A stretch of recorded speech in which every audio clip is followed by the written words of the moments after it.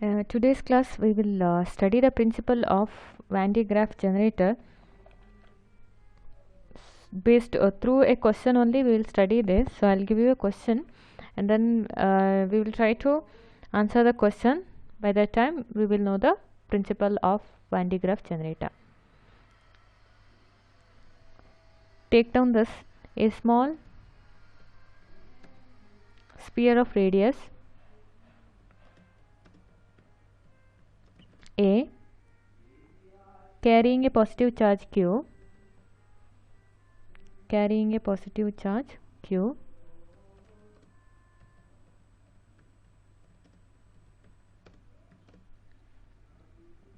is placed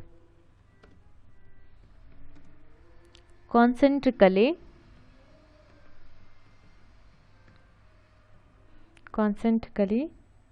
inside a larger hollow conducting shell,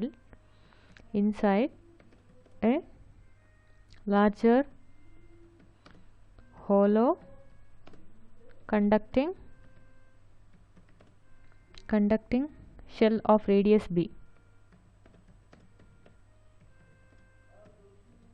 with here B is greater than A, radius B. This outer shell has charge Q on it. This outer shell has charge capital Q on it. Show that if these spheres are connected by a conducting wire,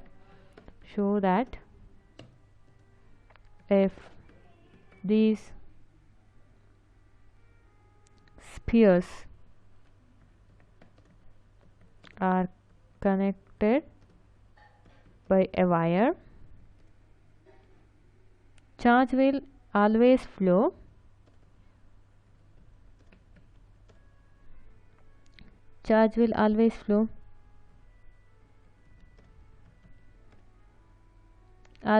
from the inner sphere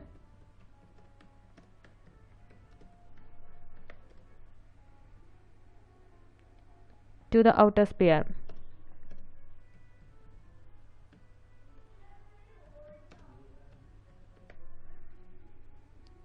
Irrespective of the magnitude of the two charges.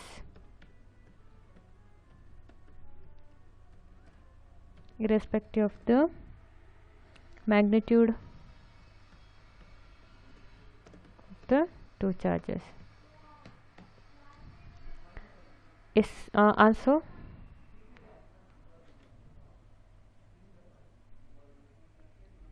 name the machine which makes use of this principle. Name the machine which makes use of this principle.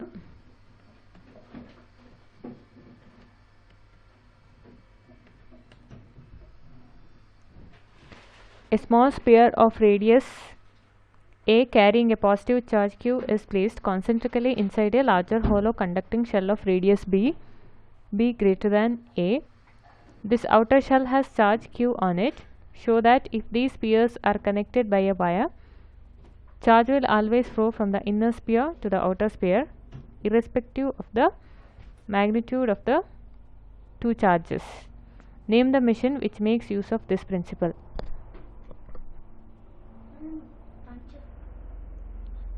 Name the machine which makes use of this principle. So this is the question.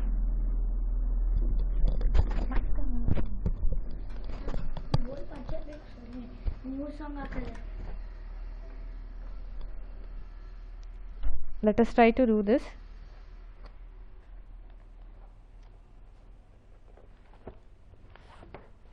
Now we have a larger sphere B here. A small sphere of radius A carrying a positive charge Q is placed concentrically inside a larger hollow conducting shell of radius B. Suppose we have a larger sphere B with center, and it is given that the radius of this larger sphere is B.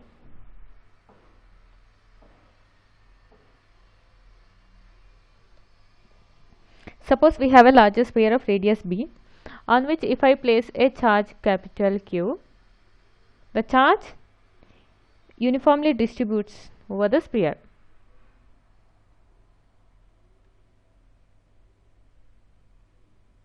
So the charge uniformly distributes over the sphere.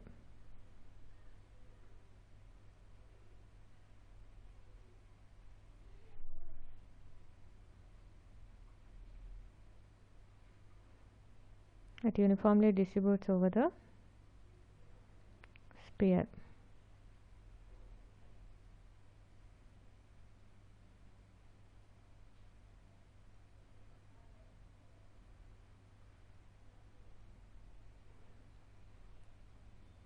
So positive.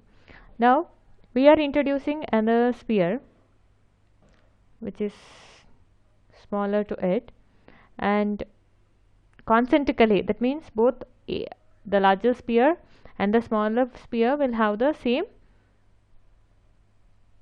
center, concentric spheres. So I am introducing another sphere, and the radius of the smaller sphere is given, that is A.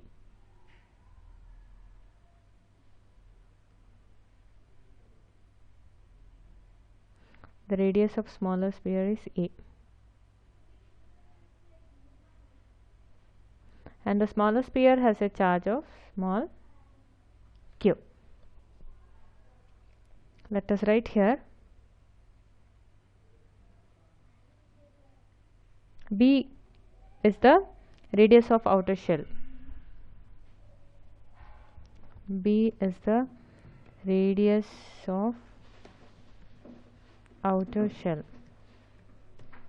A is the radius of small sphere. And then capital Q is charge on outer shell.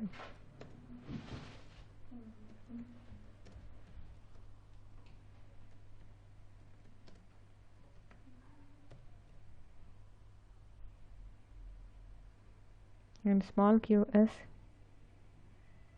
charge on small sphere.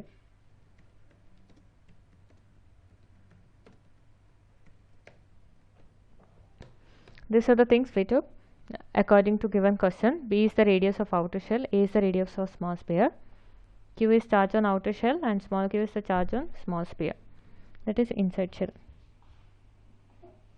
Now we have a larger sphere of radius B, and a charge q is introduced it, and this charge uniformly distribute over the sphere. So we know clearly that potential inside the larger shell is constant, and it is given by 1 by 4 pi epsilon naught into q by b.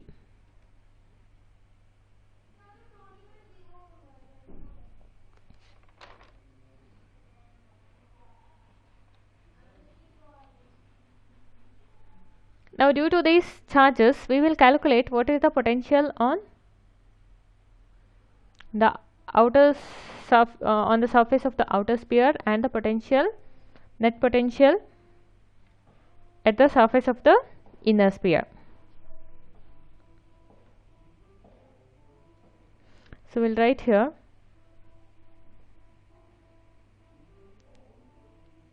potential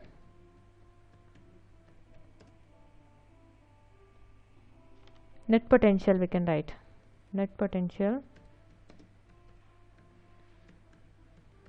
at the net potential at the surface of the inner sphere of radius A. Net potential at inner sphere of radius A is, we can write it as VI.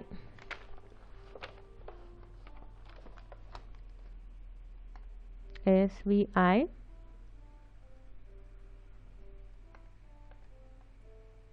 equal to, so this will be equal to, we have here VI, so this will be equal to, one is due to charge plus Q, other one is due to charge capital Q. So due to small q, it will be 1 by 4 pi epsilon naught into small q divided by a. And due to larger sphere, due to charge on the larger sphere, it will be equal to 1 by 4 pi epsilon naught into capital Q divided by B,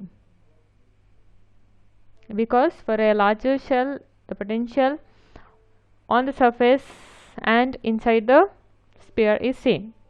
So Vi can be written as 1 by 4 pi epsilon naught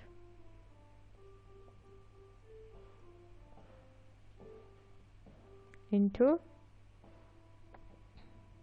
Q by A plus Q divided by B. Now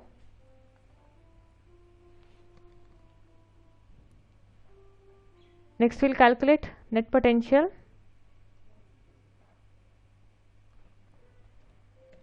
Net potential at outer shell.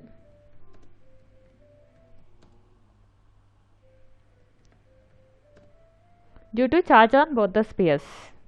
Net potential due to inner sphere of radius A is this, due to charge on both the spheres. Similarly, net potential at outer shell is outer shell can be written as equal to net potential outer shell V naught is equal to, what is first is potential due to its own charge,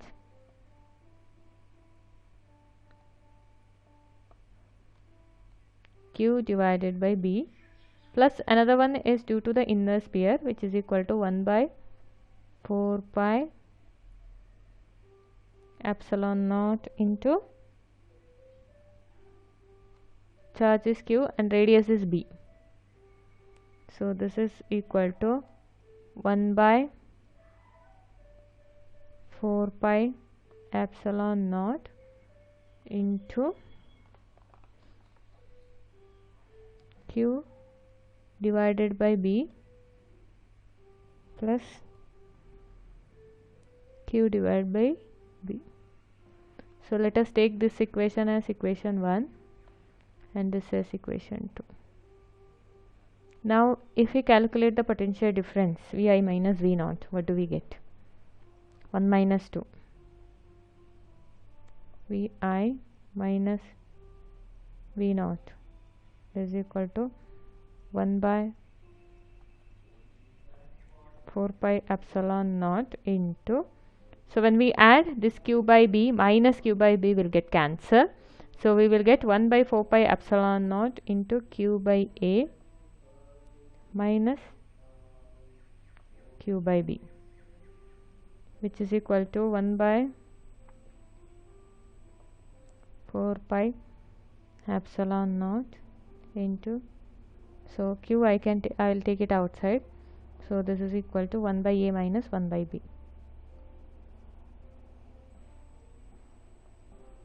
And we know that A is always less than B, therefore 1 by A is always greater than 1 by B. That means Vi minus V naught is always positive. A is less than B, therefore 1 by A is greater than 1 by B, or Vi minus V naught is always greater than 0. Vi minus V naught is always greater than 0. So this means that Vi is at higher potential and V naught is at lower potential. So this inner sphere,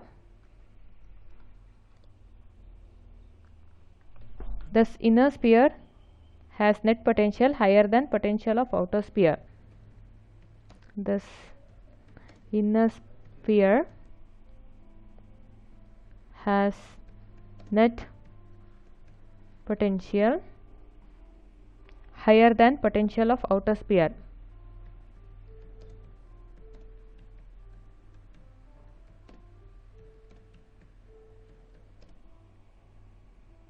Outer sphere for every value of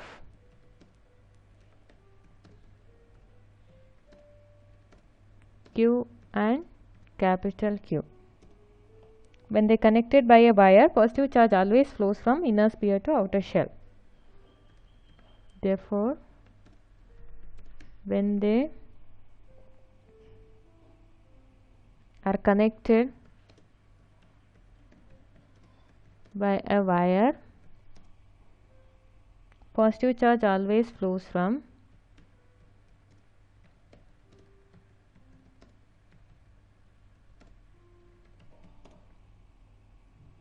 inner sphere to outer shell. Inner sphere to outer shell, irrespective of magnitude of charge.